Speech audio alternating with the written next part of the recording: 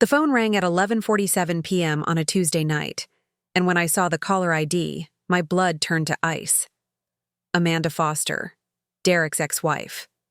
The woman I'd only met twice in 3 years of marriage, and both times had been awkward exchanges during their daughter's school events.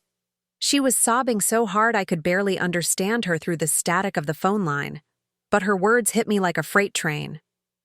"Rachel, I know this sounds crazy, but I think Derek is lying to both of us. I found something tonight that changes everything, and I need to see you. Now." Before we jump back in, tell us where you're tuning in from, and if this story touches you, make sure you're subscribed, because tomorrow I've saved something extra special for you. 3 years earlier, I thought I had found my happily ever after when Derek Williams walked into the emergency room at Riverside Medical Center with a dislocated shoulder from a weekend hiking accident. As his attending nurse, I should have maintained professional boundaries. But there was something magnetic about his easy smile and the way he made jokes even while wincing in pain. He was charming without being pushy, intelligent without being condescending, and when he asked if I'd like to grab coffee once his arm healed, I surprised myself by saying yes. Derek seemed like everything I'd been looking for after a string of disappointing relationships throughout my 20s. At 32, I was ready for something real, something stable. He was a successful marketing consultant who'd built his own firm from the ground up, owned a beautiful craftsman home in the Hawthorne district, and spoke passionately about outdoor adventures and travel. When he mentioned he was divorced with a 10-year-old daughter named Sophie, I appreciated his honesty. Too many men tried to hide their past relationships or parental responsibilities. Our first date stretched from afternoon coffee to dinner to a late-night walk along the Columbia River. Derek had this way of making me feel like I was the most fascinating person he'd ever met, asking thoughtful questions about my work in pediatric nursing and actually listening to my answers. He shared stories about building his business, about his love for Pacific Northwest hiking trails, about his dreams of expanding his marketing firm nationwide. When he talked about Sophie, his face lit up with genuine paternal pride, describing her love of soccer and her talent for art. The relationship progressed naturally and beautifully. Derek introduced me to Sophie after we'd been dating for 4 months, and she was everything he'd described. Bright, creative, and surprisingly, welcoming to her father's new girlfriend. She showed me her paintings and asked if I knew how to braid hair in complicated patterns. We bonded over cooking pancakes on Saturday mornings and reading chapter books together before bedtime when she stayed with Derek on his custody weekends. Derek's family embraced me with open arms. His mother, Carol, a retired teacher with silver hair and kind eyes, immediately treated me like the daughter she'd never had. His sister, Stephanie, a successful real estate agent, welcomed me into their close-knit family dynamic with warmth and humor. They shared stories about Derek's childhood, his determination to succeed despite growing up without much money, and how proud they were of the man he'd become. The few times I encountered Amanda during school pickup or soccer games, she was polite but distant. Derek explained that their divorce had been amicable, but that Amanda preferred to keep interactions minimal for everyone's emotional well-being. He described her as a good mother who'd simply grown apart from him over the years, wanting different things from life. She was an elementary school teacher who preferred quiet evenings at home, while he craved adventure and new experiences. It seemed reasonable, even mature, that they'd recognized their incompatibility and ended things peacefully. Derek proposed on a crisp October evening after we'd been together for 18 months. He'd planned an elaborate surprise, taking me to our favorite hiking spot overlooking the city, where he'd somehow arranged for a photographer to capture the moment from a hidden position among the trees. The ring was stunning, but not ostentatious. A vintage setting with a diamond that caught the sunset perfectly. When I said yes through happy tears, Derek spun me around and whispered that he'd finally found his person, his partner for all the adventures ahead. Our wedding was everything I'd dreamed of, an intimate ceremony at a vineyard outside Portland, with 50 of our closest friends and family members. Derek's vows brought tears to everyone's eyes as he promised to support my career ambitions, to be the partner I deserved, and to build a life filled with love and discovery. Even Amanda attended, sitting quietly in the back with Sophie, offering a genuine smile when our eyes met during the recessional.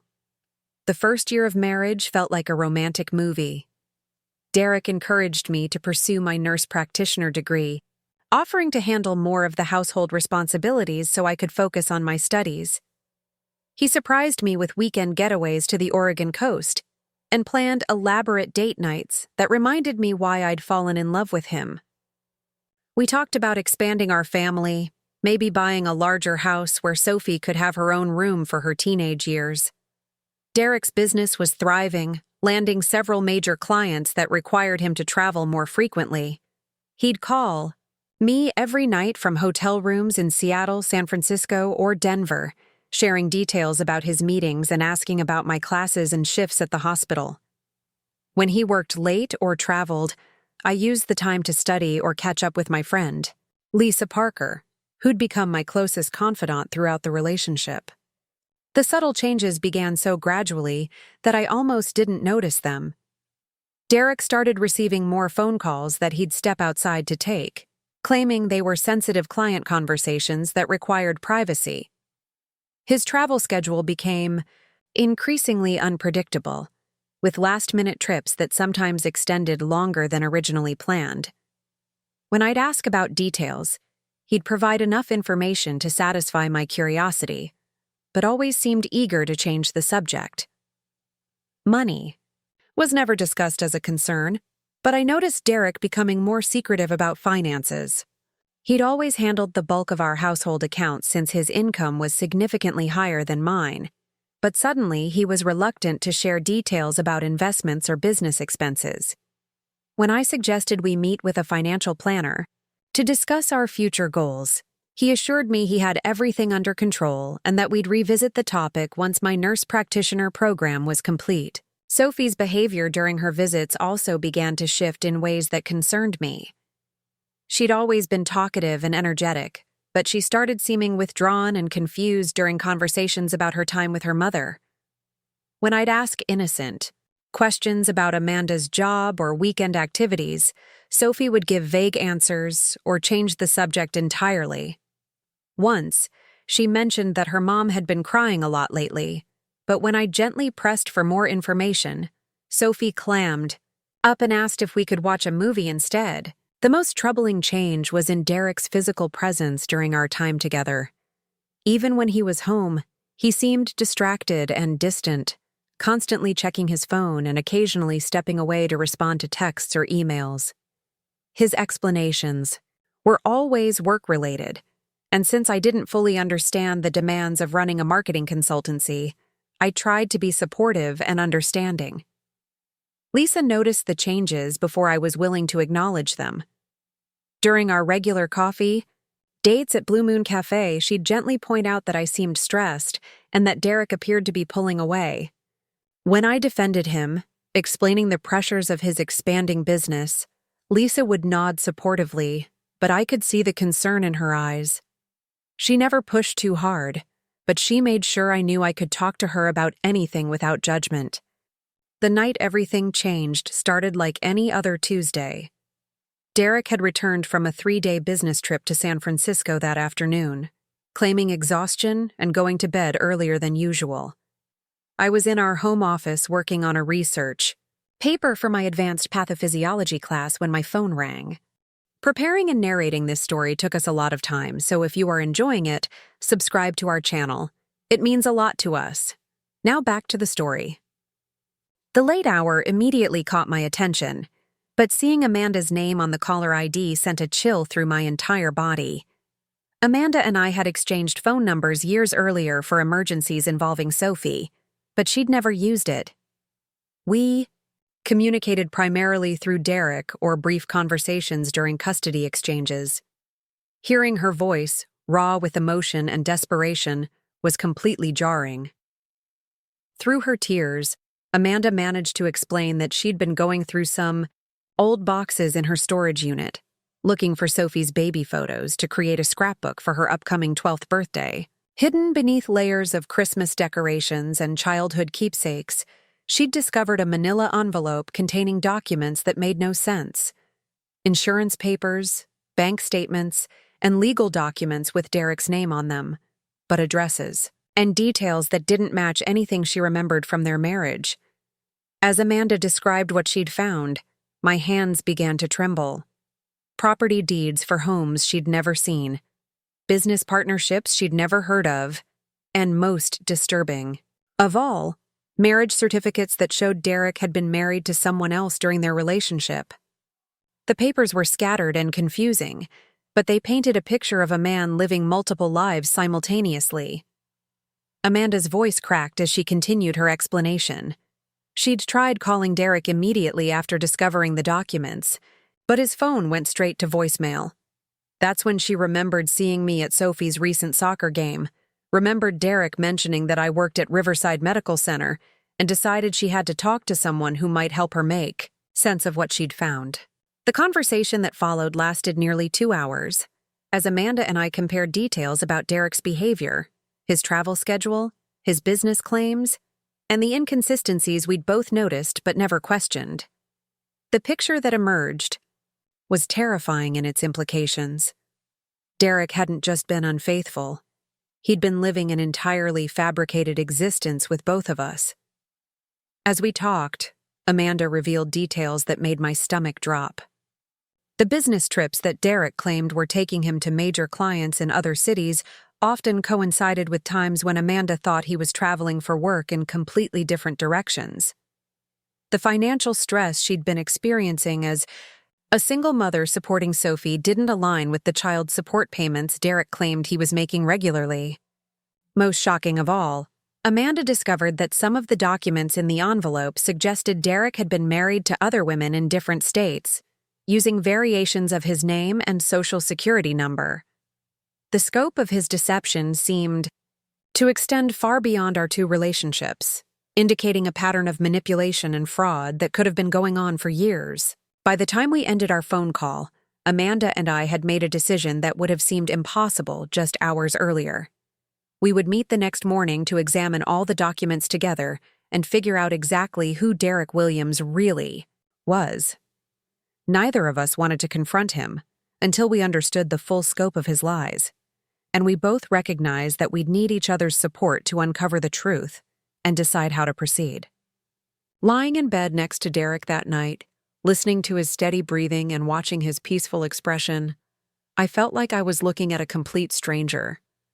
The man I'd married, the father figure I'd grown to love for Sophie, the partner I'd trusted with my future, might not exist at all.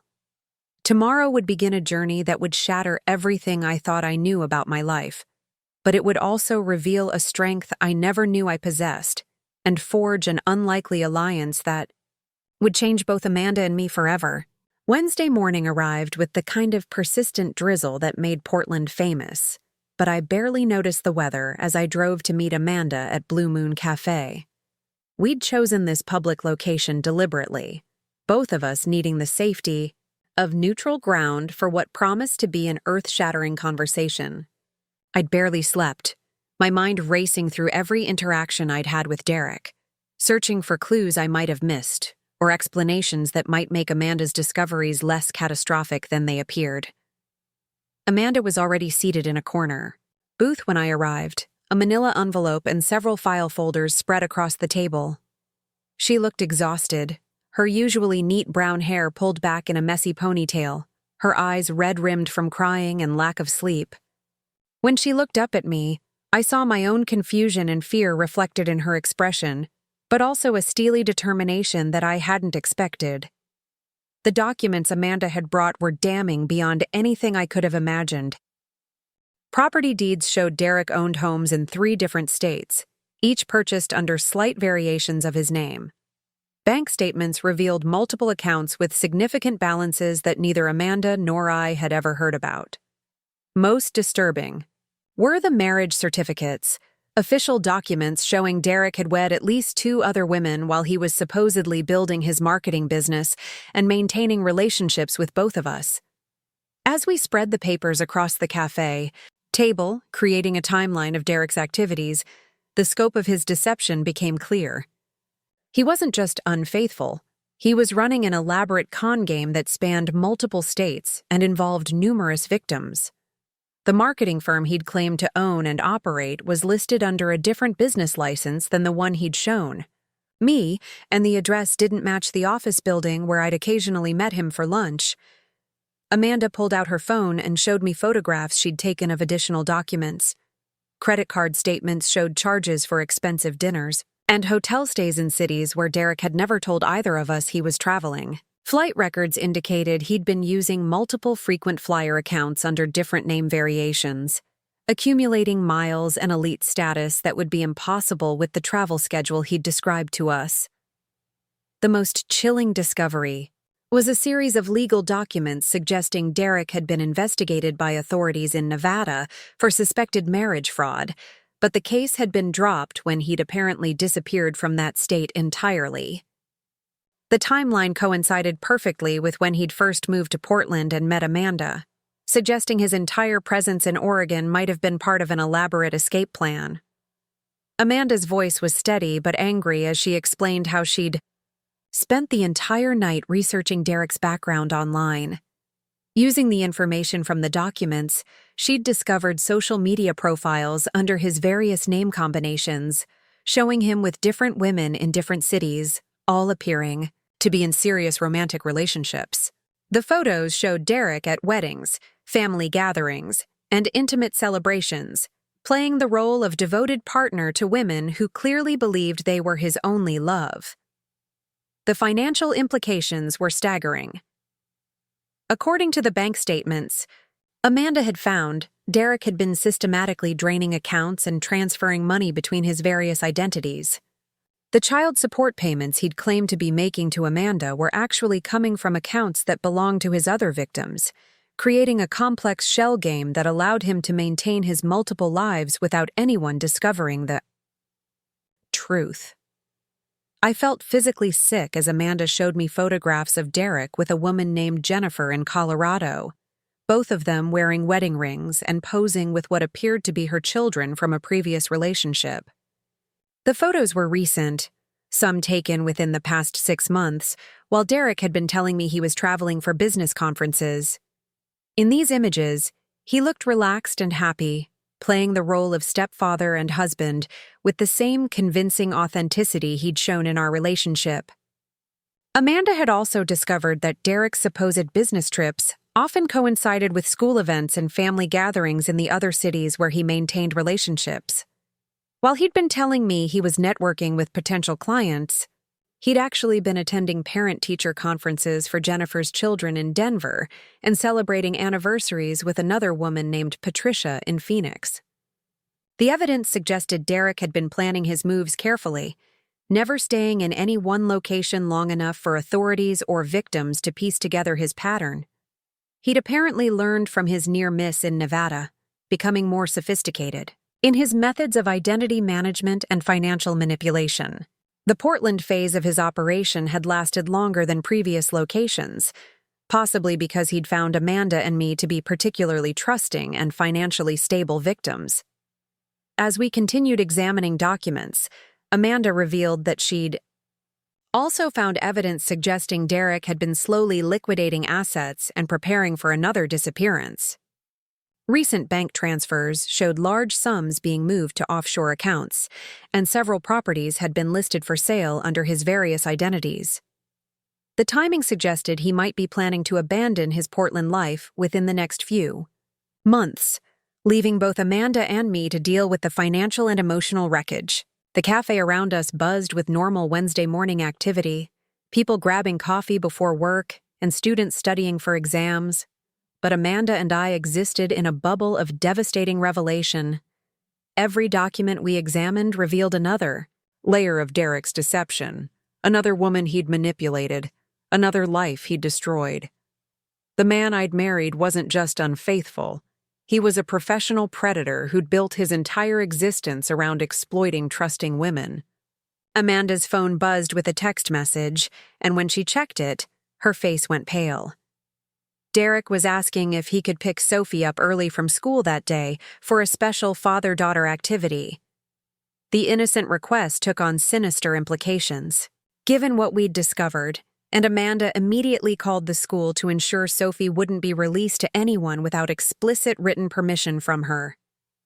The realization that Sophie might be in danger added urgency to our investigation. If Derek was preparing to disappear, he might attempt to take his daughter with him, either to maintain his cover story or to use her as leverage against Amanda. We both understood that we needed to move quickly, not just to protect ourselves, but to ensure Sophie's safety. Amanda suggested we contact the authorities immediately, but I convinced her we needed more concrete evidence before involving law enforcement. The documents we'd found were compelling, but we needed to understand the full scope of Derek's operation before he could destroy evidence or flee. We decided to split up and gather additional information, with Amanda focusing on Derek's local activities and me investigating his supposed business connections. Over the next several hours, I made phone calls to companies Derek had claimed as clients, only to discover that many of them had never heard of him or his marketing firm. The few that had worked with him described projects that were significantly smaller and less prestigious than what he'd told me, and several mentioned that he'd been difficult to reach and had delivered subpar results. Amanda conducted her own investigation at Sophie's school, speaking with teachers and administrators about Derek's involvement in school activities. What she learned was disturbing. Derek had been inconsistent in his attendance at parent-teacher conferences and school events, often missing important meetings without explanation. Several teachers mentioned that Sophie had seemed confused about her father's work travel, sometimes contradicting stories Derek had told them about his business activities. By afternoon, we'd compiled enough additional evidence to confirm our worst fears. Derek Williams, the man we'd both loved and trusted, was operating an elaborate long-term con that involved multiple identities, fraudulent marriages, and systematic financial theft. He wasn't just cheating on us. He was running a criminal enterprise that had victimized dozens of women across multiple states. The emotional weight of our discoveries was overwhelming, but Amanda and I found strength in our shared determination to stop Derek before he could hurt anyone else. We'd both been victims of his manipulation, but we refused to remain powerless. That evening, we met again to plan our next moves, this time bringing Lisa Parker into our confidence. Lisa's reaction to our evidence was a mixture of shock and anger, but she immediately offered to help us investigate Derek's local connections. As a nurse practitioner with contacts throughout Portland's medical community, I was able to verify that Derek had never been treated for the hiking injury that had supposedly brought him to Riverside Medical Center. The entire story of how we'd met had been fabricated, suggesting he'd targeted me deliberately rather than meeting me by chance.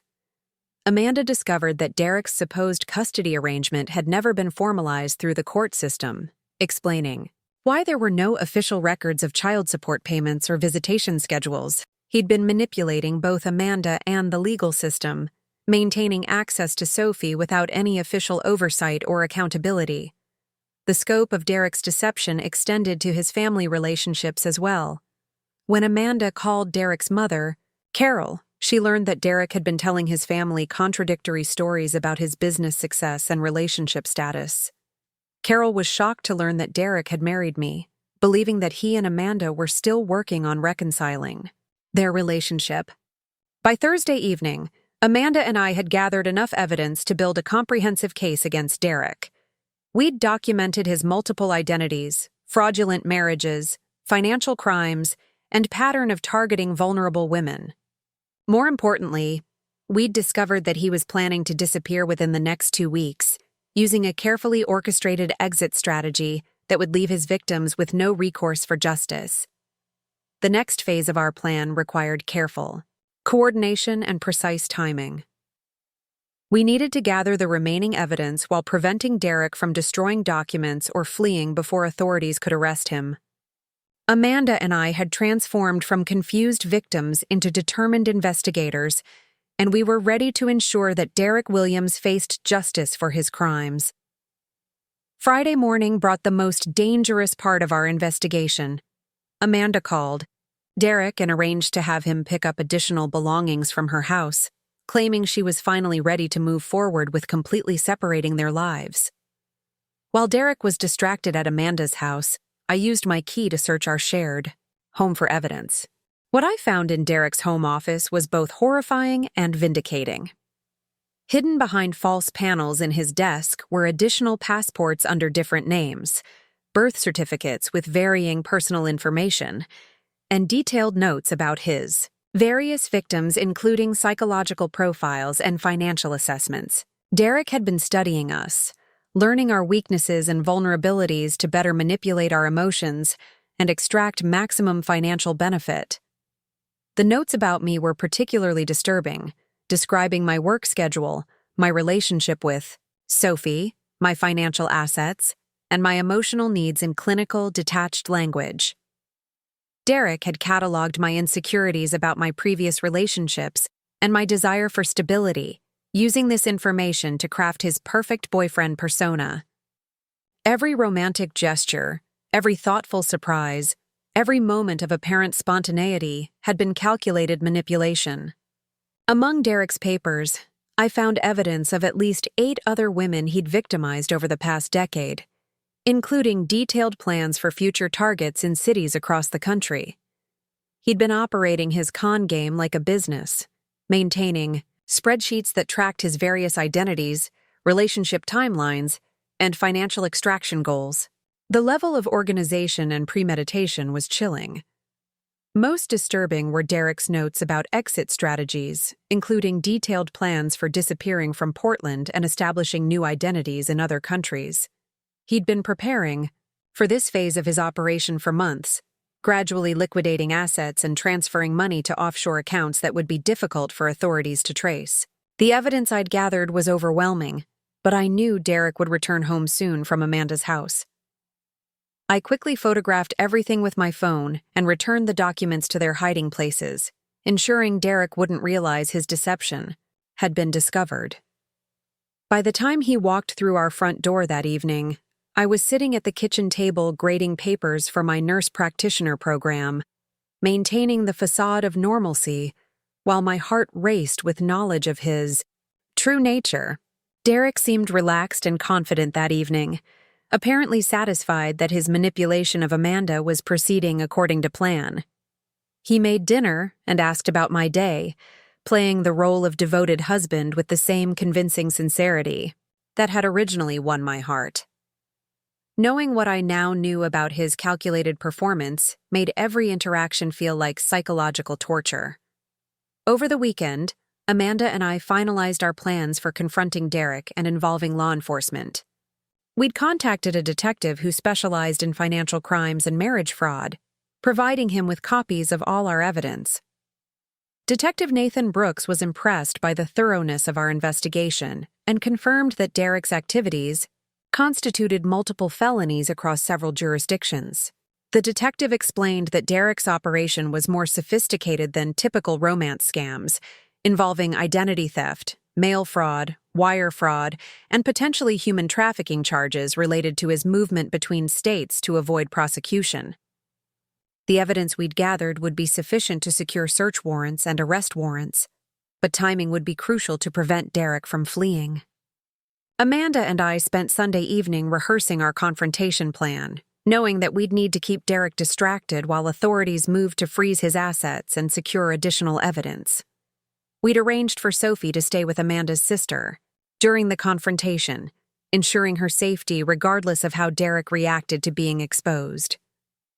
Monday morning arrived with unseasonably bright sunshine, as if nature was celebrating the end of Derek's dark deception. Amanda and I met at the police station to provide final statements and coordinate with Detective Brooks. The detective had obtained warrants to search Derek's properties and freeze his bank accounts, and federal authorities were standing by to arrest him on charges that would likely result in decades in prison. The moment of truth was approaching, and Amanda and I were ready to face the man who'd stolen years of our lives and countless dollars from his victims. We'd transformed from isolated victims into a powerful team, and Derek Williams was about to discover that his carefully constructed world was about to collapse around him. The confrontation took place at Derek's office building, where Detective Brooks had arranged for backup officers to be stationed at all exits. Amanda and I walked into the lobby together, no longer the confused and frightened women who'd first discovered Derek's lies just 5 days earlier. We'd found strength in our partnership and determination in our shared mission to stop Derek from hurting anyone else. Derek's face showed momentary confusion when he saw Amanda and me together, but his practiced charm quickly took over as he greeted us with apparent warmth and curiosity about why we'd come to his office. His ability to maintain his facade, even when confronted with his victims together, was a testament to his skill as a manipulator. But we were no longer susceptible to his psychological games. Amanda spoke first, her voice steady and clear as she began reading from the list of evidence we'd compiled. Derek's expression shifted from confusion to concern to barely concealed panic as she detailed his multiple identities, fraudulent marriages, and financial crimes. When she mentioned the other women we'd discovered and the offshore accounts he'd established, Derek's charming mask finally slipped entirely. The arrest happened quickly and efficiently, with Detective Brooks and his team moving to secure Derek before he could destroy additional evidence or attempt to flee. As handcuffs clicked around Derek's wrists, he looked at Amanda and me with an expression of pure hatred, finally revealing the cold predator that had lurked beneath his charming exterior. Derek's office was immediately sealed for investigation, and authorities began the process of freezing his assets and contacting his other victims across multiple states. The evidence Amanda and I had gathered proved instrumental in building cases that would ultimately result in Derek facing justice in several jurisdictions. As we watched Derek being led away in custody, Amanda and I felt a mixture of relief, vindication, and determination to help his other victims recover from his crimes. Our investigation had revealed the scope of Derek's operation, but it had also shown us our own strength and resilience. We'd refused to remain victims, instead becoming advocates for justice and healing.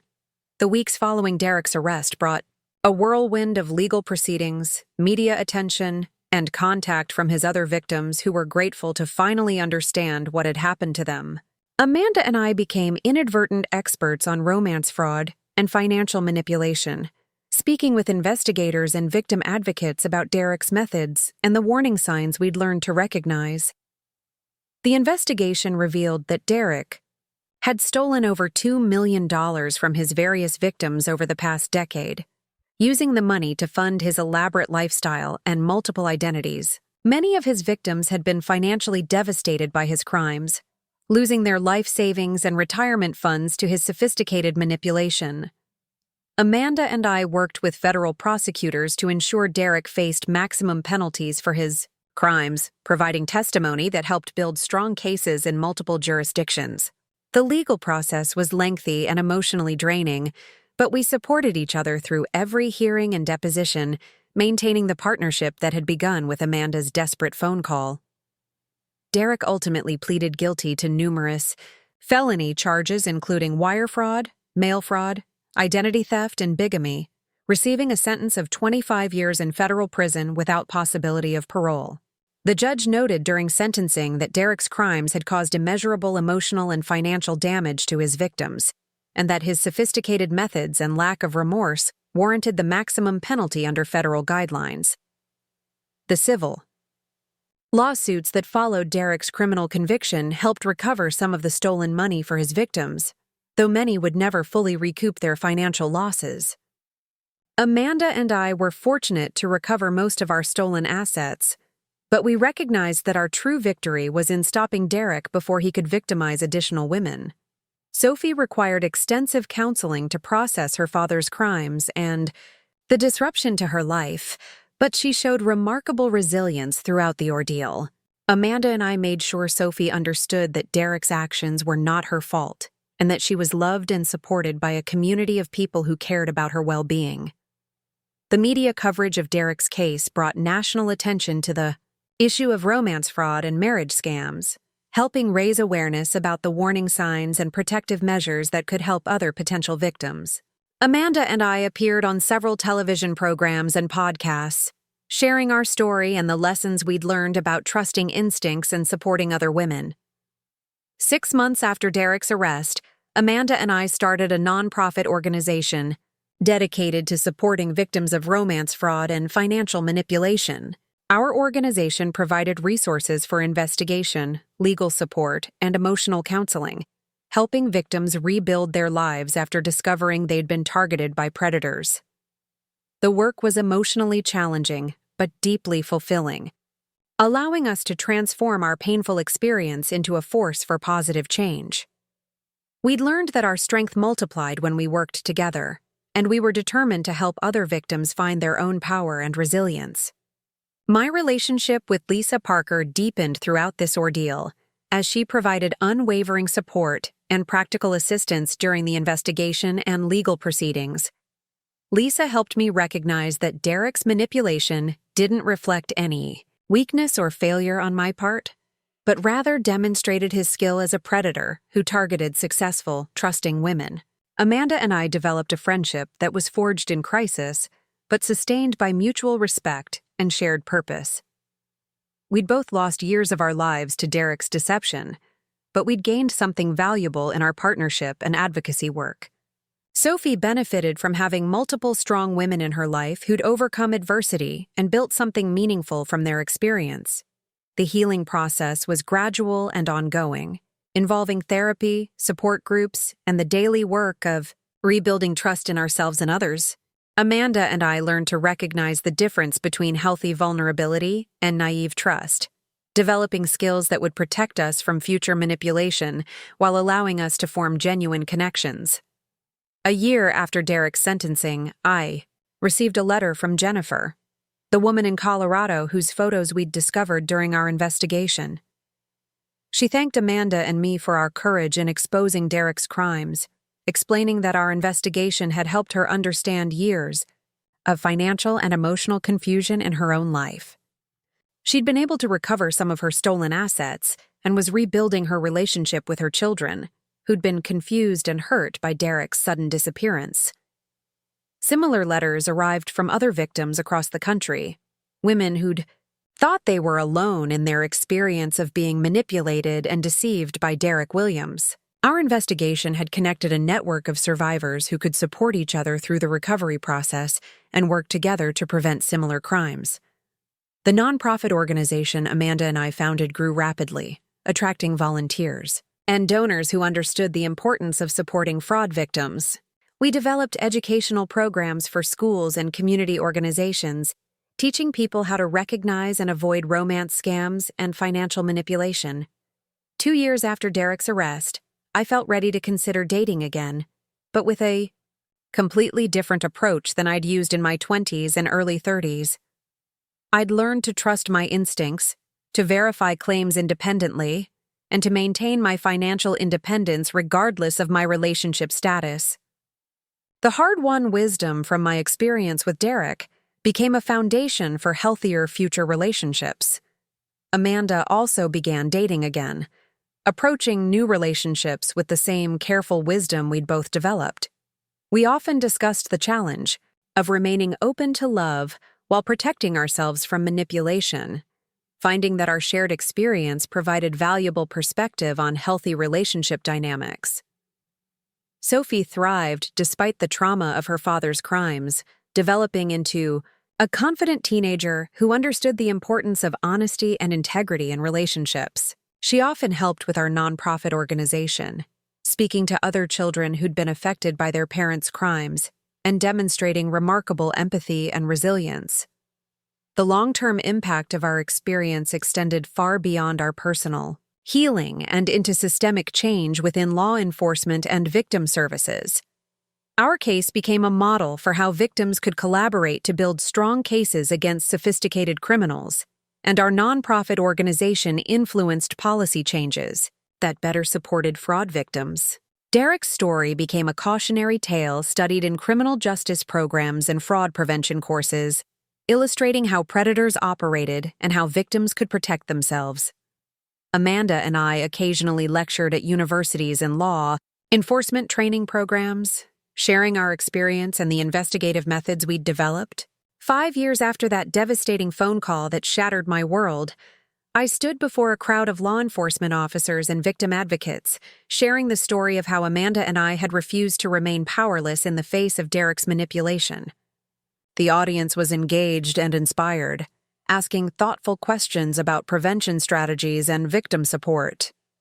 After the presentation, a young detective approached me with tears in her eyes, explaining that she'd been working a similar case and felt overwhelmed by the complexity of the criminal's operation.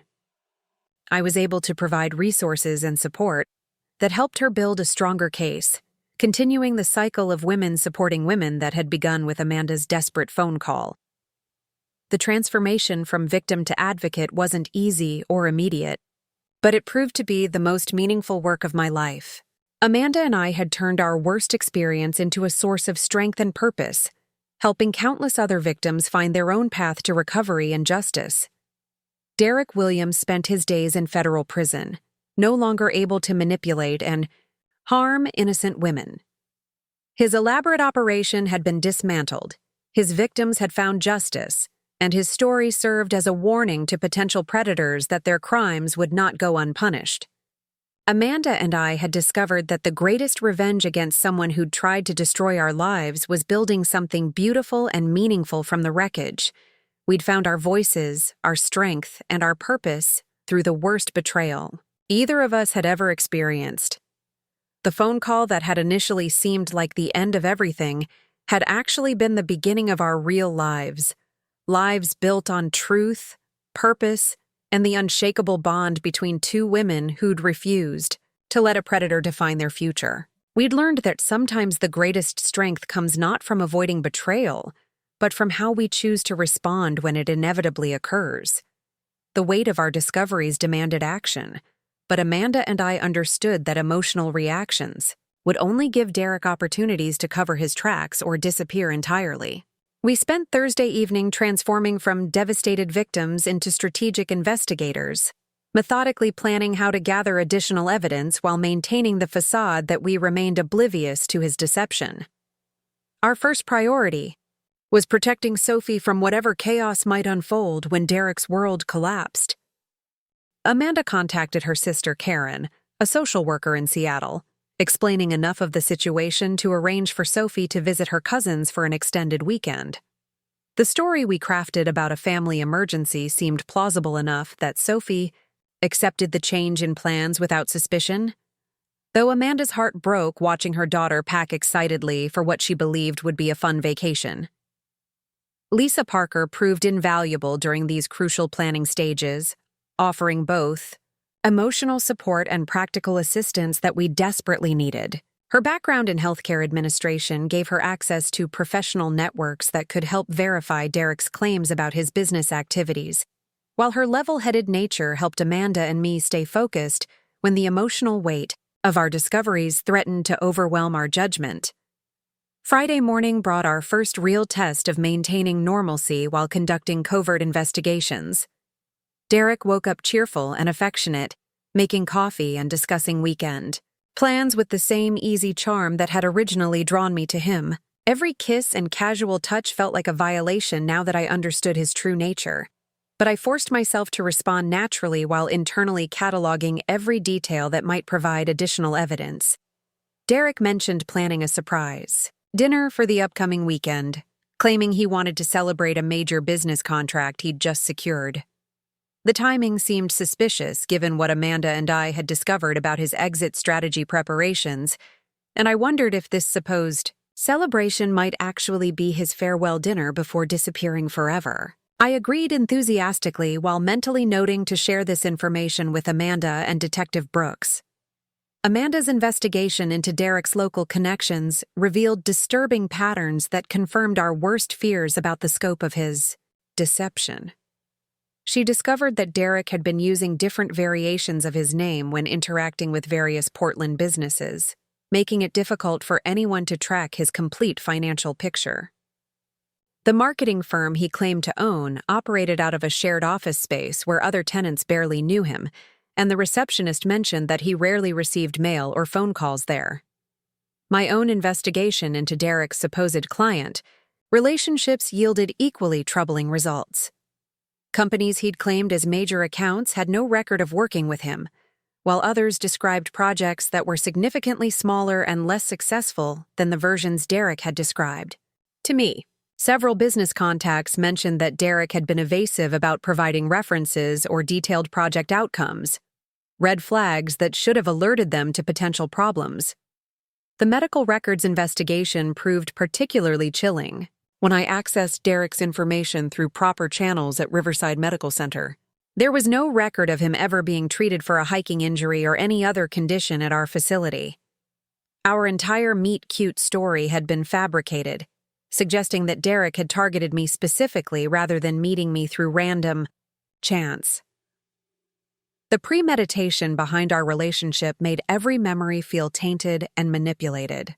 Amanda discovered equally disturbing information about Derek's interactions with Sophie's school and extracurricular activities. Teachers mentioned that Derek's involvement had been inconsistent and sometimes contradictory, with him providing different explanations for his absences or late arrivals.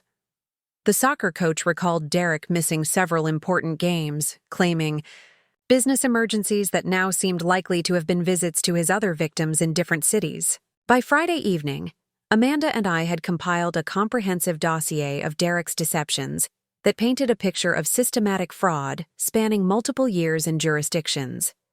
We'd documented his false identity variations, his fabricated business claims, his manipulated personal history, and his pattern of financial exploitation. The evidence was overwhelming, but we knew that confronting Derek directly would only give him opportunities to destroy additional evidence or flee before authorities could intervene. Detective Nathan Brooks reviewed our evidence with the focused intensity of an experienced investigator who recognized the significance of what we'd uncovered.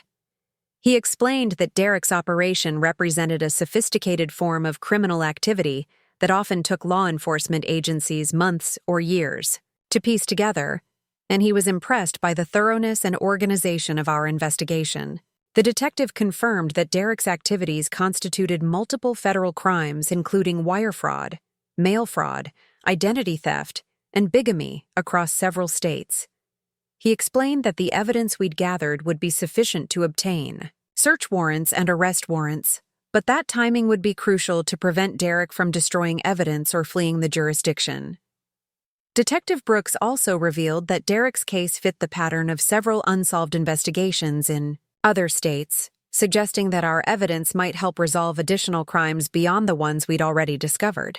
The potential scope of Derek's criminal enterprise was staggering, involving dozens of victims and millions of dollars in stolen assets across more than a decade of operation. Saturday morning brought new challenges as we prepared for the controlled confrontation that would hopefully lead to Derek's arrest and the recovery of evidence. Amanda and I rehearsed our roles carefully, understanding that we needed to maintain Derek's confidence while gathering final pieces of evidence and keeping him from becoming suspicious about our investigation. The plan required precise coordination between multiple law enforcement agencies as Derek's crimes crossed state lines and involved federal offenses that demanded careful jurisdiction management. Detective Brooks had coordinated with FBI agents and prosecutors to ensure that Derek would face appropriate charges in multiple jurisdictions, maximizing the likelihood of significant prison time and asset recovery for his victims. Amanda's role involved convincing Derek to meet at a location where law enforcement could control all exits and prevent him from fleeing when confronted with evidence of his crimes. She would use the pretext of wanting to discuss Sophie's future and their co-parenting relationship, topics that Derek would likely view as routine and non-threatening. My role was more complex, requiring me to maintain normalcy at home while secretly photographing additional evidence and ensuring that Derek didn't become suspicious about changes in my behavior or schedule. I needed to act like the loving wife, who trusted her husband completely, even while documenting evidence that would help convict him of serious felonies. The emotional toll of maintaining these deceptions was exhausting, but Amanda and I supported each other through every difficult moment. We'd developed a partnership forged in crisis that gave us strength neither of us could have found individually. Our shared determination to stop Derek from hurting additional victims provided motivation that sustained us through the most challenging aspects of our investigation. Sunday evening brought the final phase of our evidence gathering, as I used Derek's absence at a supposed client dinner to conduct a thorough search of our shared home. What I discovered in hidden compartments and false bottom drawers exceeded even our worst expectations about the scope of Derek's criminal activities. Additional passports under different names revealed that Derek had been using multiple identities for international travel, possibly to establish offshore financial accounts or meet with potential victims in other countries. Detailed notebooks contained psychological profiles of various women, including assessment of their financial assets, emotional vulnerabilities, and potential extraction timelines. The notes about me were particularly disturbing, describing my work schedule, my relationship history, my financial situation, and my emotional needs in clinical, detached language that made me feel like a specimen being studied rather than a person being loved.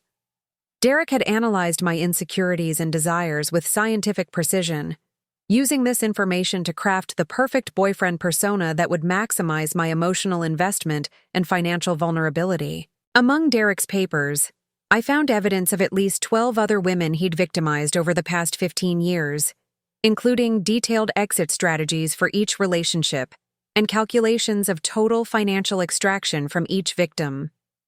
The level of organization and premeditation was chilling, revealing Derek as a predator who'd turned romance fraud into a systematic business operation. Most disturbing were Derek's future plans, which included detailed research on potential victims in several major cities and preliminary preparations for establishing new identities in countries without extradition treaties with the United States. Derek had been planning his ultimate escape for months, gradually liquidating assets and preparing to disappear permanently once he'd extracted maximum value from his Portland operation.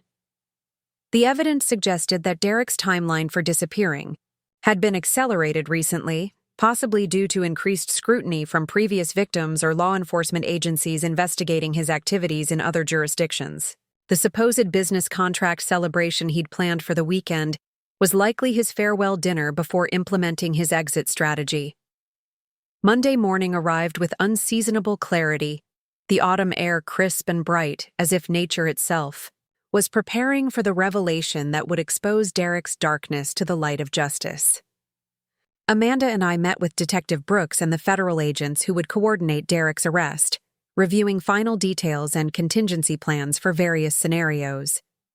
The confrontation was scheduled for Derek's office building, where authorities could control access points and prevent him from fleeing when presented with evidence of his crimes. Amanda had successfully convinced Derek to meet there under the pretext of discussing Sophie's educational future, a topic that Derek would view as routine parental business rather than a potential threat. As Amanda and I walked into the office, building together, we carried with us not just the evidence that would convict Derek, but also the strength we'd found in each other and the determination to ensure that his reign of manipulation and fraud would end permanently. We'd transformed from isolated victims into a powerful team, and Derek Williams was about to discover that his carefully constructed world was built on foundations far more fragile than he'd realized. The elevator ride to Derek's floor felt endless, but Amanda and I used those moments to center ourselves for what would likely be the most difficult conversation of our lives. We'd rehearsed our approach countless times, but we knew that Derek's reaction was unpredictable and potentially dangerous when cornered. Derek's assistant recognized me from previous visits and greeted us warmly, mentioning that Derek was excited about the family meeting he'd scheduled. The innocent comment struck both Amanda and me as ironic, given that Derek's definition of family bore no resemblance to the truth about his multiple wives and fraudulent relationships. When Derek emerged from his office to greet us, his smile was as charming and confident as ever, but Amanda and I could see through his performance to the calculating predator beneath. He kissed my cheek and shook Amanda's hand with apparent warmth, playing the role of devoted husband and cooperative ex-husband with the same skill that had fooled us for years. The conference room where we'd agreed to meet overlooked downtown Portland, the city skyline serving as a backdrop for what would become Derek's final performance as a free man. Detective Brooks and his team were positioned throughout the building, ready to move quickly once Derek was presented with evidence that would make denial impossible. Amanda began the confrontation with steady confidence, pulling out the first set of documents we'd discovered and placing them on the polished conference table. Derek's initial reaction was curiosity rather than alarm, as he leaned forward to examine papers that he didn't immediately recognize as threats to his operation. As Amanda continued presenting evidence, Derek's expression shifted from curiosity to concern to barely concealed panic. His practiced charm faltered when she produced the marriage certificates showing his relationships with other women, and his composure cracked entirely when she revealed the detailed financial records documenting his systematic theft from multiple victims. I contributed my own evidence to the confrontation, describing how Derek's supposed business relationships had proven to be fabricated and how his claimed medical history was completely false. The accumulation of documented lies created a comprehensive picture of fraud that Derek couldn't explain away with his usual manipulative tactics.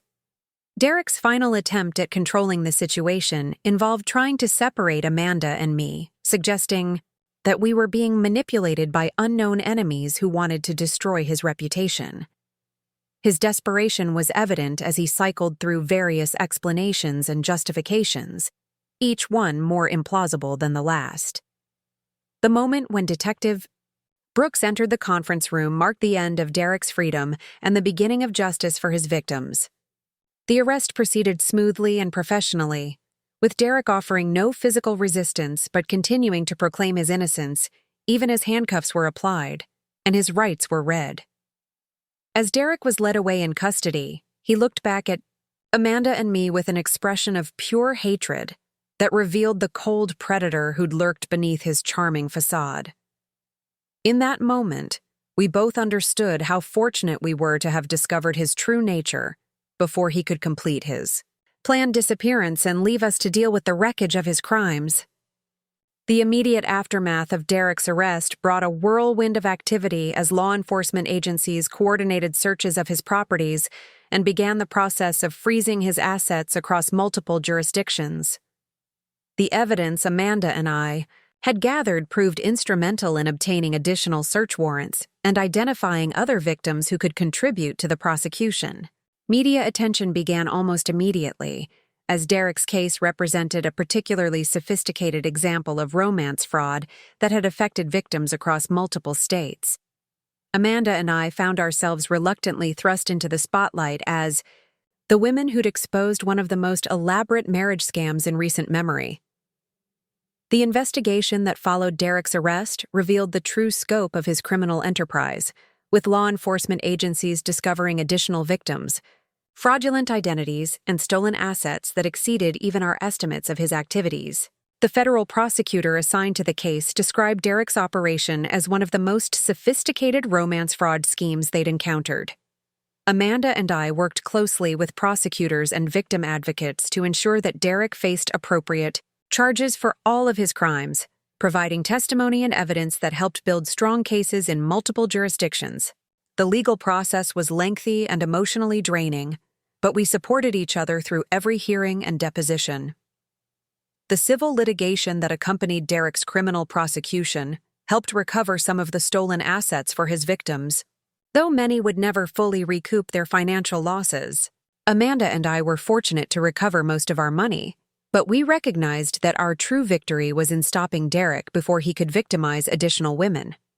Sophie's recovery from the trauma of learning about her father's crimes required extensive counseling and support, but she demonstrated remarkable resilience throughout the ordeal. Amanda ensured that Sophie understood Derek's actions were not her fault, and that she was surrounded by people who loved and supported her regardless of her father's choices. The trial proceedings revealed additional details about Derek's methods and motivations that helped other victims understand their own experiences and begin their healing processes. Expert testimony about the psychology of romance fraud helped explain how intelligent, successful women could be manipulated by skilled predators like Derek. Derek ultimately accepted a plea agreement that resulted in a 25-year federal prison sentence without possibility of parole, sparing his victims the trauma of a lengthy trial while ensuring he would spend most of his remaining productive years incarcerated. The judge noted during sentencing that Derek's sophisticated methods and lack of remorse warranted the maximum penalty under federal guidelines. The resolution of Derek's case marked the beginning rather than the end of Amanda's and my advocacy work on behalf of romance fraud victims. We'd learned that our experience, while traumatic, had given us valuable insights and skills that could help other women avoid or recover from similar manipulation. 6 months after Derek's sentencing, Amanda and I established a nonprofit organization dedicated to supporting victims of romance fraud and educating the public about the warning signs and prevention strategies that could protect potential targets. Our organization provided resources for investigation, legal support, and emotional counseling. The work was emotionally challenging but deeply fulfilling, allowing us to transform our painful experience into a force for positive change. We discovered that our strength multiplied when we worked together, and we were determined to help other victims find their own power and resilience in the face of manipulation and betrayal. Our partnership had evolved from a crisis-driven alliance into a genuine friendship based on mutual respect and shared purpose. We'd both lost years of our lives to Derek's deception, but we'd gained something valuable in our collaboration and advocacy work that enriched our lives in ways we couldn't have imagined. The nonprofit organization grew rapidly, attracting volunteers and donors who understood the importance of supporting fraud victims and preventing future crimes. We developed educational programs for schools, community organizations, and law enforcement agencies, sharing our experience and the investigative methods we'd developed. Amanda and I began speaking at conferences and training sessions, sharing our story with audiences of victim advocates, law enforcement officers, and potential victims. The response was consistently positive, with people expressing gratitude for our courage in exposing Derek's crimes and our commitment to helping other victims find justice. The media coverage of our case brought national attention to the issue of romance fraud, helping raise awareness about the sophisticated methods used by modern predators and the resources available to victims. We appeared on television programs and podcasts, using our platform to educate the public and support other survivors. 2 years after Derek's arrest, I felt ready to consider dating again, but with a completely different approach informed by the hard-won wisdom from my experience. With a master manipulator, I'd learned to trust my instincts, verify claims independently, and maintain my financial and emotional independence regardless of my relationship status. Amanda also began exploring new relationships, approaching potential partners with the same careful wisdom we'd both developed through our ordeal. We often discuss the challenge of remaining open to love while protecting ourselves from manipulation, finding that our shared experience provided valuable perspective on healthy relationship dynamics. The long-term impact of our experience extended beyond personal healing into systemic changes within law enforcement and victim services. Our case became a model for how victims could collaborate effectively to build strong cases against sophisticated criminals, and our nonprofit organization influenced policy changes that better supported fraud victims. 3 years after that devastating phone call that had shattered both our worlds, Amanda and I stood before a packed auditorium at a national conference on financial crimes, sharing our story with an audience of law enforcement professionals, victim advocates, and survivors. The response was overwhelmingly positive, with audience members asking thoughtful questions about prevention strategies and support resources. After our presentation, we were approached by several women who'd recently discovered their own partners' deceptions and were seeking guidance on how to proceed. We were able to provide immediate support and resources, continuing the cycle of women helping women that had begun with Amanda's desperate phone call to me. The transformation from victims to advocates hadn't been easy or immediate, but it had proven to be the most meaningful work of either of our lives. We'd turned our worst experience into a source of strength and purpose, helping countless other victims find their own paths to recovery and justice.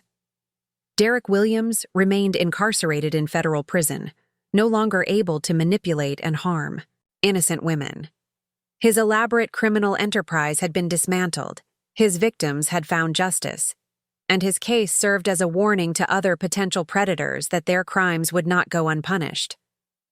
Amanda and I had discovered that the greatest victory against someone who'd tried to destroy our lives wasn't revenge, but rather building something beautiful and meaningful from the wreckage of his deception. We'd found our voices, our strength, and our purpose through the betrayal that had initially seemed like the end of everything. The phone call that had seemed like a catastrophe had actually been the beginning of our real lives. Lives built on truth, purpose, and the unshakable bond between two women who'd refused to let a predator define their futures. We'd learned that strength often comes not from avoiding betrayal, but from how we choose to respond when it occurs. And we'd chosen to transform our pain into power that could protect and empower other women facing similar challenges.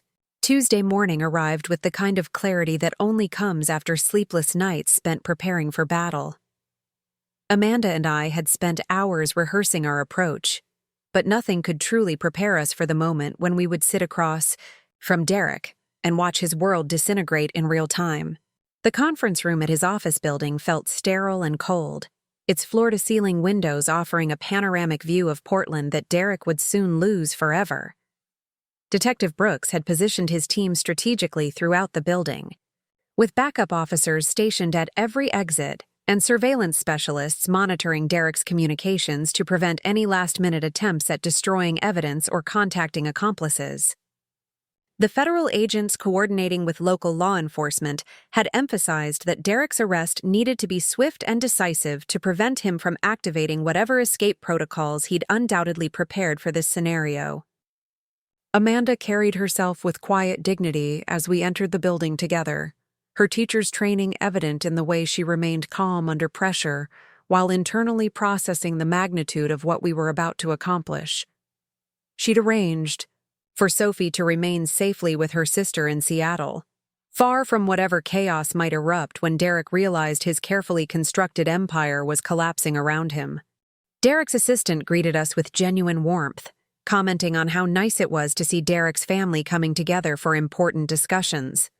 The innocent observation felt like a knife twist, given what we knew about Derek's definition of family and his systematic betrayal of every woman who'd ever trusted him with their hearts and futures.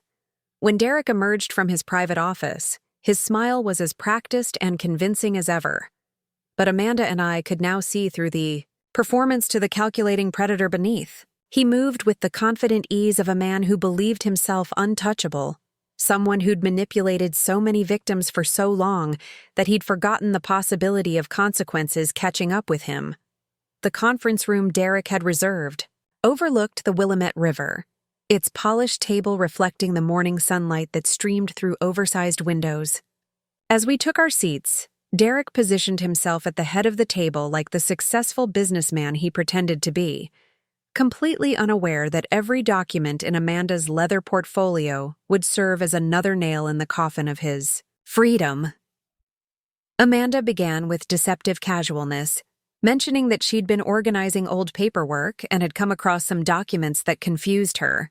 Derek's expression remained pleasantly attentive as she placed the first marriage certificate on the table, his eyes scanning the official seal and signatures without immediately recognizing the threat it represented to his elaborate deception. The moment of recognition was subtle, but unmistakable, a slight tightening around Derek's eyes that betrayed his growing awareness that something was terribly wrong. Amanda continued methodically, adding bank statements, property deeds, and insurance documents to the growing pile of evidence, each new revelation chipping away at Derek's composure with surgical precision. When Amanda placed photographs of Derek with other women on the table, his mask began to slip entirely. These weren't casual social media images, but intimate family portraits showing Derek playing husband and stepfather to children who weren't Sophie, celebrating anniversaries and holidays with women who believed they were his only love. I contributed my own evidence to the mounting case against Derek, producing the business documents that proved his marketing firm was largely fictional and the medical records that revealed our entire meet-cute story had been fabricated.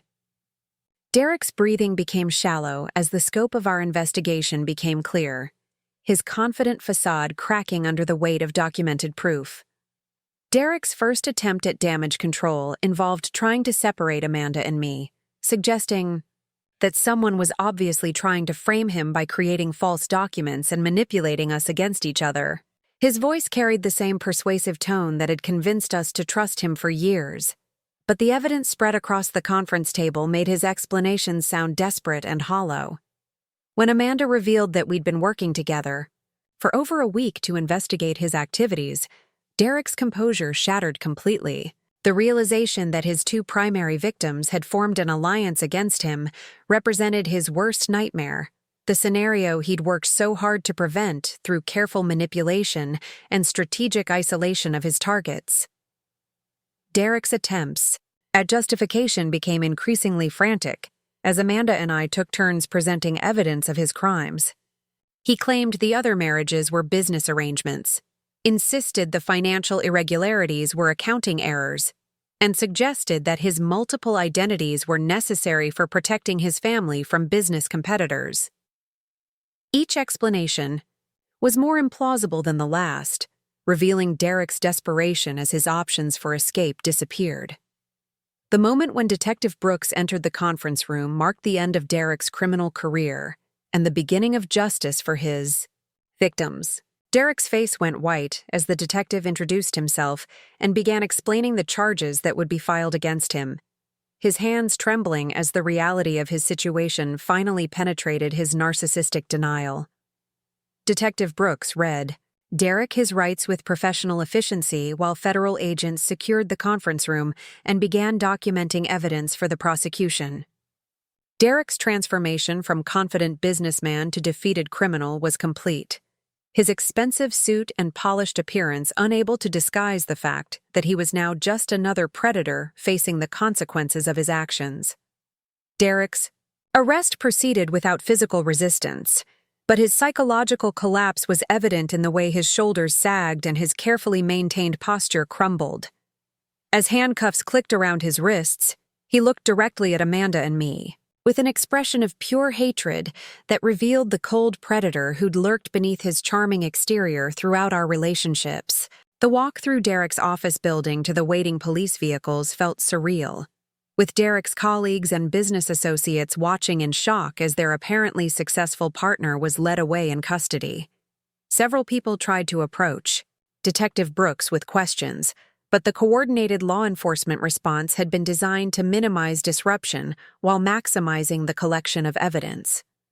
Amanda and I followed the police convoy to the federal building where Derek would be processed and formally charged, our presence required for additional questioning and evidence verification. The enormity of what we'd accomplished was beginning to sink in, but we both understood that Derek's arrest was only the beginning of a complex legal process that would require sustained effort and courage. The interrogation rooms at the federal building were as sterile and intimidating as television had led me to expect, but Amanda and I found comfort in each other's presence as we provided detailed statements about Derek's methods and the evidence we'd gathered. Detective Brooks praised our investigative work, noting that civilian victims rarely compiled such comprehensive and well-organized cases against their attackers. Federal prosecutors joined our debriefing session, explaining that Derek's crimes crossed multiple jurisdictions and involved federal offenses that could result in decades of prison time if he were convicted on all charges. The prosecutors were particularly interested in the evidence showing Derek's systematic targeting of vulnerable women and his sophisticated methods for avoiding detection by law enforcement. The search warrants executed at Derek's properties yielded additional evidence that exceeded even our expectations about the scope of his criminal enterprise. Hidden compartments in his home office contained detailed files on dozens of potential victims, complete with psychological profiles, financial assessments, and manipulation strategies tailored to each woman's specific vulnerabilities. Investigators discovered that Derek had been using advanced identity theft techniques to assume multiple personas simultaneously, maintaining separate credit histories, employment records, and even medical files for each of his false identities. The level of sophistication suggested he'd been planning and executing these crimes for much longer than we'd initially suspected. The forensic analysis of Derek's computers revealed encrypted communications with other romance fraud operators in different countries, suggesting that he was part of a larger criminal network that shared information and resources for targeting victims more effectively. This discovery elevated the case to international significance and brought additional federal resources to bear on the investigation. Amanda and I spent the next several days working with law enforcement agencies to identify and contact Derek's other victims across multiple states. Many of these women had never reported their experiences to police, either because they were embarrassed about being deceived or because they didn't realize they were victims of systematic criminal activity rather than simple relationship failures. The process of reaching out to Derek's other victims was emotionally challenging, but ultimately rewarding, as we were able to provide validation and support to women who'd been struggling alone with the aftermath of his manipulation. Several victims expressed relief at finally understanding what had happened to them and gratitude for our courage in exposing Derek's crimes. Media attention surrounding Derek's arrest brought both opportunities and challenges, as news outlets competed for exclusive interviews while we tried to maintain our privacy and focus on supporting the prosecution. Amanda and I decided to limit our media appearances to those that would help educate the public about romance fraud and encourage other victims to come forward. The preliminary hearings revealed additional details about Derek's methods that helped us understand how thoroughly we'd been manipulated throughout our relationships. Expert testimony about the psychology of romance fraud explained how intelligent, successful women could be systematically deceived by skilled predators who exploited their natural desire for love and companionship. Derek's defense attorneys attempted various strategies to minimize his culpability, including claims that his victims had misunderstood the nature of their relationships and that his financial activities were legitimate business transactions rather than theft. These arguments fell apart under scrutiny from prosecutors who could demonstrate clear patterns of deception and criminal intent. The discovery phase of the legal proceedings uncovered evidence that Derek had been investigated by law enforcement agencies in other states, but had successfully evaded prosecution by moving to new jurisdictions before cases could be completed. His sophisticated understanding of legal loopholes and jurisdictional limitations had allowed him to stay ahead of consequences for over a decade. Amanda and I testified before a federal grand jury that ultimately returned indictments on multiple felony charges including wire fraud, mail fraud, identity theft, bigamy, and racketeering related to Derek's participation in the international romance fraud network. The prosecutors expressed confidence that the evidence would support convictions on all major charges. The civil litigation that accompanied Derek's criminal prosecution focused on recovering stolen assets for his victims and ensuring that he couldn't benefit financially from his crimes even after serving his prison sentence. Amanda and I worked with a team of attorneys who specialized in victim recovery to maximize the amount of money that could be returned to Derek's targets. Forensic accountants traced Derek's assets through multiple jurisdictions and financial institutions, uncovering offshore accounts and hidden investments that he'd established using his various false identities. The complexity of his financial arrangements suggested years of careful planning to hide stolen money from both victims and law enforcement. The psychological evaluation ordered by the court revealed that Derek exhibited classic characteristics of antisocial personality disorder, with no genuine remorse for his actions and a complete inability to empathize with his victims' suffering. The evaluating psychiatrist noted that Derek viewed his relationships as business transactions and his victims as resources to be exploited rather than human beings deserving of respect. As the legal proceedings continued, Amanda and I began speaking with victim advocacy organizations about our experience and the lessons we'd learned about recognizing and avoiding romance fraud. These speaking engagements were emotionally draining, but provided valuable opportunities to help other women protect themselves from similar predators. The trial date was set for the following spring, giving prosecutors time to coordinate with law enforcement agencies in other states and build the strongest possible case against Derek. Amanda and I used this time to focus on our own healing, while continuing to support other victims who were still struggling with the aftermath of Derek's crimes. Sophie's adjustment to her father's imprisonment required ongoing counseling and support, but she demonstrated remarkable resilience in processing the reality of Derek's criminal behavior. Amanda ensured that Sophie understood Derek's actions were his responsibility alone, and that she was surrounded by people who loved and supported her unconditionally. The plea negotiations that began several months before the scheduled trial revealed that Derek's attorneys recognized the overwhelming strength of the evidence against him. Rather than risk conviction on all charges at trial, Derek ultimately accepted a plea agreement that resulted in a 25-year federal prison sentence without possibility of parole. Derek's sentencing hearing provided an opportunity for his victims to address the court about the impact of his crimes on their lives. Amanda and I both spoke about the financial and emotional devastation he'd caused, emphasizing that his sophisticated manipulation had affected every aspect of our ability to trust and form healthy relationships. The judge's comments during sentencing reflected the serious nature of Derek's crimes and the harm he'd inflicted on his victims over more than a decade of criminal activity. The maximum sentence was imposed based on Derek's lack of remorse, the sophisticated nature of his criminal enterprise, and the need to protect potential future victims from his manipulation. Derek's final statement to the court was a calculated attempt to portray himself as a victim of circumstances rather than a predator who deliberately targeted and exploited vulnerable women.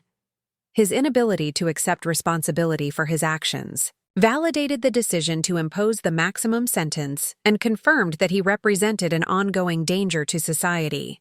The civil judgments that followed Derek's criminal conviction helped recover significant assets for his victims, though many would never fully recoup their financial losses. Amanda and I were fortunate to recover most of our stolen money, but we recognized that the emotional healing process would take much longer than the legal proceedings. The resolution of Derek's case marked the beginning of a new chapter in our lives, one focused on helping other victims and preventing similar crimes through education and advocacy. We'd learned that our experience, while traumatic, had given us valuable insights and skills that could benefit other women facing similar manipulation. 6 months after Derek's sentencing, Amanda and I formally established our nonprofit organization dedicated to supporting romance fraud victims and educating the public about prevention strategies. The organization provided resources for investigation, legal support, and emotional counseling, filling gaps we'd identified in existing victim services. The work was emotionally challenging but deeply fulfilling, allowing us to transform our painful experience into a force for positive change in the lives of other victims. We discovered that our partnership had evolved from a crisis-driven alliance into a genuine friendship based on mutual respect and shared commitment to justice. Our nonprofit organization grew rapidly, attracting volunteers and donors who understood the importance of supporting fraud victims and preventing future crimes. We developed educational programs for schools, community organizations, and law enforcement agencies, sharing our experience and the investigative methods we'd developed. During our own case, Amanda and I began speaking at conferences and training sessions across the country, sharing our story with audiences of victim advocates, law enforcement officers, and potential victims. The response was consistently positive, with people expressing gratitude for our courage and commitment to helping others avoid or recover from similar manipulation. The media coverage of our case brought national attention to the issue of romance fraud, helping raise awareness about the sophisticated methods used by modern predators and the resources available to victims. We appeared on television programs and podcasts, using our platform to educate the public and support other survivors. 2 years after Derek's sentencing, I felt ready to explore dating again, but with a completely different approach informed by the wisdom I'd gained through my traumatic experience. I'd learned to trust my instincts, verify claims independently, and maintain my financial and emotional independence regardless of my relationship status. Amanda also began considering new relationships, approaching potential partners with the Same careful wisdom we'd both developed through our ordeal. We often discussed the challenge of remaining open to love while protecting ourselves from manipulation, finding that our shared experience provided valuable perspective on healthy relationship dynamics. The long-term impact of our experience extended beyond personal healing into systemic changes within law enforcement and victim services. Our case became a model for how victims could collaborate effectively to build strong cases against sophisticated criminals, and our nonprofit organization influenced policy changes that better supported fraud victims.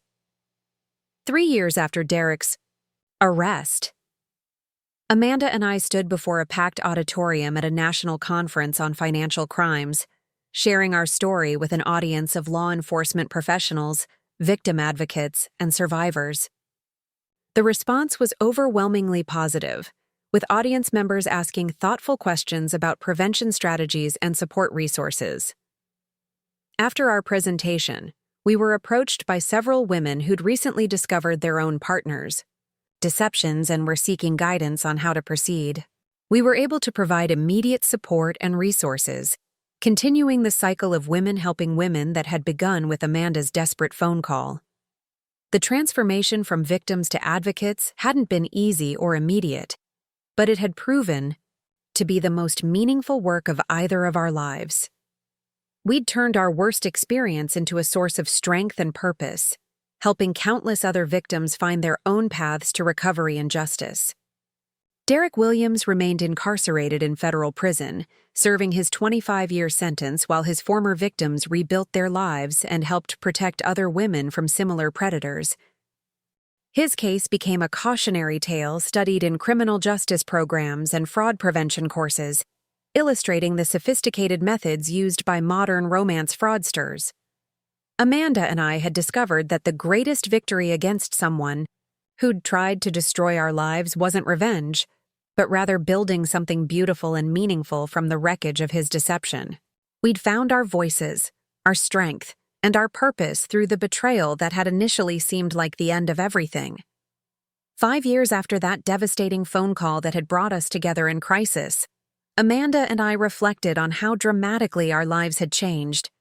We'd transformed from isolated victims into empowered advocates, from women who'd been manipulated by a predator into leaders who protected others from similar harm. The phone call that had seemed like a catastrophe had actually been the beginning of our real lives, lives built on truth, purpose, and the unshakable bond between two women who'd refused to let a predator define their futures. We'd learned that strength often comes not from avoiding betrayal, but from how we choose to respond when it occurs. Our story had become one of triumph over deception, of women supporting women, and of justice prevailing over sophisticated criminal manipulation. We'd proven that victims could become victors, that pain could be transformed into purpose, and that the darkest betrayals could lead to the brightest victories when faced with courage and determination. Amanda and I had not only survived Derek's betrayal, but had used our experience to create lasting positive change that would protect and empower other women for years to come. We'd turned our worst nightmare into our greatest strength, proving that sometimes the most devastating phone calls can actually be the first notes of a much more beautiful song. The years following Derek's imprisonment brought unexpected gifts wrapped in the hard-earned wisdom of survival. Amanda and I had built something extraordinary from the ashes of our shattered trust, creating a network of support that extended far beyond our own healing journey. Our nonprofit organization had grown into a nationally recognized resource, but more importantly, we'd discovered that helping other women find their strength had become the most fulfilling work of our lives. On a crisp morning in October, exactly 5 years after that life-changing phone call, I found myself standing in the lobby of a women's shelter in Seattle, preparing to meet with a group of survivors who'd requested our support. These women had experienced various forms of intimate partner fraud, but they all shared the common thread of having their trust weaponized against them by people they'd loved. The conference room was filled with faces that reflected my own journey, women who'd moved through disbelief, anger, grief, and were now tentatively exploring the possibility of empowerment. Their stories were heartbreakingly familiar, yet uniquely their own. Sarah, a retired teacher, had lost her pension to a man who'd promised to invest it safely while planning their future together. Maria, a successful attorney, had discovered her husband of 8 years had been living an entirely separate life with another family in a different state. Amanda arrived shortly before our presentation began, carrying the easy confidence of someone who'd transformed her pain into purpose. She'd recently completed her master's degree in counseling, specializing in trauma recovery, and had become one of the most sought-after speakers on financial abuse and romance fraud. Watching her address the group with such compassion and authority, I marveled at how far we'd both traveled from those desperate women who'd first connected over Derek's betrayal. The presentation we'd developed over years of speaking engagements had evolved into something more than just education about fraud prevention. We'd learned to create space for women to recognize their own strength, to understand that being targeted by a skilled manipulator wasn't a reflection of weakness, but rather evidence of their capacity for trust and love. These qualities, we'd discovered, were not flaws to be corrected, but strengths to be protected and channeled wisely. During the question and answer session, a young woman named Jennifer raised her hand with obvious hesitation. She described a relationship that sounded disturbingly familiar, complete with last-minute business trips, evasive answers about finances, and a partner who seemed almost too perfect to be real. As she spoke, I could see the recognition dawning in her eyes that what she'd dismissed as intuition might actually be her subconscious mind, detecting patterns that her conscious mind hadn't yet processed. Amanda and I exchanged a knowing look as Jennifer continued her story. We'd learned to recognize the moment when someone shifted from hoping they were wrong about their suspicions to accepting that their instincts were probably correct. It was a painful transition, but also the first step toward reclaiming their power and protecting themselves from further harm. After the formal presentation ended, several women approached us privately with more detailed questions about their specific situations. We'd developed a protocol for these conversations, providing practical resources while encouraging them to trust their own judgment about their relationships. Sometimes the most powerful thing we could offer was permission to take their concerns seriously and investigate further. The drive back to Portland gave Amanda and me time to process the emotional weight of hearing so many stories that echoed our own experience. These sessions were always draining but also energizing, reminding us why we'd chosen to make this work our mission. Every woman who left our presentations with better tools for protecting herself represented a victory against predators who counted on their victims' isolation and silence. Our personal healing had continued alongside our advocacy work, but it had taken years to fully understand the extent to which Derek's manipulation had affected our ability to trust ourselves and others. Therapy, support groups, and countless conversations with other survivors had gradually helped us reclaim our sense of worth and our confidence in our own judgment. I'd eventually begun dating again, approaching new relationships with a different kind of wisdom than I'd possessed before Derek's betrayal. The man I'd been seeing for the past year, Marcus, was a fellow healthcare professional who demonstrated consistent integrity and transparency in all our interactions. He understood my history and respected the boundaries I'd established to protect my emotional and financial independence. Amanda had also found love again, but her approach had been even more cautious than mine. Her partner, Claire, was a fellow educator who'd been patient and understanding about Amanda's need to move slowly and maintain clear communication about expectations and concerns. Their relationship had developed into something beautiful precisely because it was built on honesty rather than fantasy. Sophie, now 17, had grown into a remarkable young woman who'd channeled her own experience into advocacy work with teenagers who'd been affected by their parents' crimes. She volunteered with our organization during school breaks, bringing a unique perspective to our work and demonstrating incredible resilience in the face of family trauma.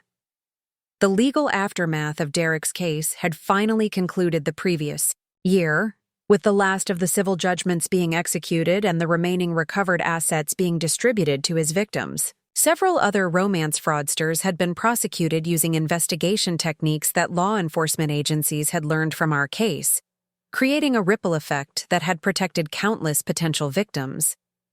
Derek himself had become something of a case study in criminal psychology programs, his methods and motivations analyzed by researchers trying to understand how seemingly normal individuals could develop into such sophisticated predators. The interviews he'd given to researchers from his prison cell revealed a complete lack of remorse and a continued belief that his victims were somehow responsible for their own manipulation. Reading excerpts from those interviews had been disturbing, but also validating, confirming that Derek truly was incapable of genuine empathy or love. It helped put to rest any lingering questions about whether there had been authentic moments in our relationships, or if everything had been calculated performance designed to extract maximum value from our emotional investment. The nonprofit organization Amanda and I had founded was now operating in 12 states, with plans to expand internationally within the next 2 years. We'd developed partnerships with law enforcement agencies, victim advocacy groups, and educational institutions to create comprehensive prevention and support programs that address the full spectrum of intimate partner fraud. Our most recent initiative involved working with technology companies to develop better detection and prevention tools for online dating platforms and social media sites where predators often targeted their victims.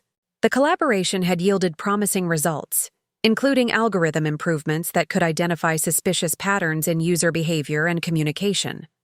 The speaking engagements that had initially felt overwhelming had become opportunities to connect with communities across the country and share resources that could make a real difference in people's lives. We'd addressed audiences ranging from high school students to senior citizen groups, tailoring our message to the specific vulnerabilities and resources of each demographic. One of our most impactful programs involved training financial advisors, real estate agents, and other professionals to recognize signs that their clients might be victims of romance fraud. These professionals were often in unique positions to notice unusual financial transactions or concerning changes in their clients' behavior, and proper training could help them provide appropriate support and resources. The academic research that had emerged from our case had contributed to a better understanding of the psychological tactics used by romance fraudsters and the most effective approaches for helping victims recover from these crimes. Several universities had incorporated our story into their criminology and psychology curricula, ensuring that future professionals would be better equipped to recognize and address these issues. Amanda and I had been invited to testify before congressional committees about the need for stronger federal legislation to combat romance fraud and provide better support for victims. The experience of addressing lawmakers about these issues had been both intimidating and empowering, demonstrating how far we'd come from the frightened women who'd first discovered Derek's deception. The personal growth we'd experienced through this journey had extended far beyond our understanding of fraud and manipulation. We'd learned to set healthier boundaries in all our relationships, to communicate more directly about our needs and concerns, and to trust our instincts even when others might question our judgment. The friendship between Amanda and me had evolved into something deeper than either of us had expected when we'd first connected in crisis. We'd become chosen family for each other, sharing holidays and celebrations with the kind of unconditional support that made us both stronger and more resilient. On quiet evenings when we reflected on our journey, we often marveled at how a phone call that had initially seemed like the end of our worlds had actually been the beginning of our most meaningful work.